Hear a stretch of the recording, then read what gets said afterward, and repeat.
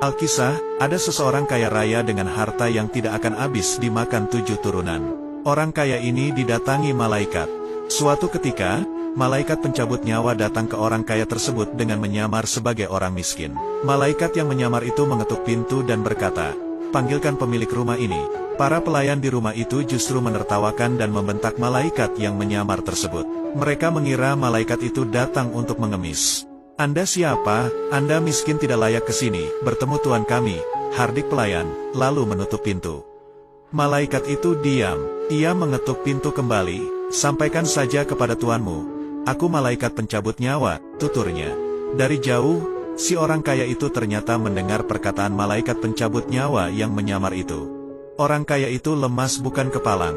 Kepalanya tertunduk, lantas mendatangi pelayannya dan meminta mereka untuk memelankan suara dan berkata lembut.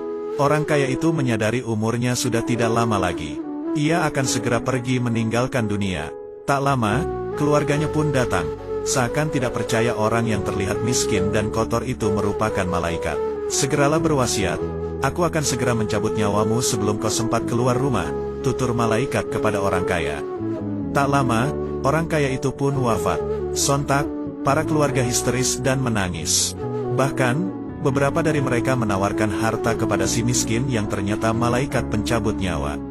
Akhirnya, mereka tahu, ternyata harta tidak bisa menyelamatkan si orang kaya. Para keluarga itu lantas mengeluarkan hartanya, mengeluarkan segala isinya berupa emas dan permata. Lalu berkata, "Terlaknat kalian. Harta-harta tidak berguna, bikin kami melupakan Allah. Kalian tidak bisa menolong kami," hardik mereka. Tiba-tiba harta itu berubah bentuk. Emas dan permata itu berdiri. Ia berkata kepada kerabat orang kaya itu, "Duhai orang kaya, salah jika kalian mencaci maki kami. Aku sudah membuat derajat kalian tinggi. Kami telah membuat kalian punya kedudukan sama dengan raja-raja dan tuan-tuan. Lihatlah ketika keluarga kalian meminang seseorang yang kalian kehendaki. Bukankah langsung disetujui?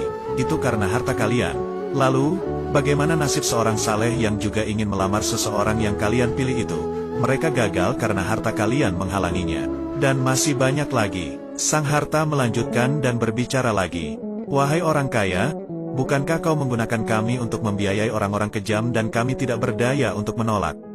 Wahai orang kaya, jika kau memilih menggunakan kami untuk berbuat baik, kamu akan dapat kebaikan. Sedangkan jika kami digunakan untuk kejahatan, maka kamu akan mendapatkan celaka," terang si harta menjelaskan. Begitulah kisah harta yang berbicara.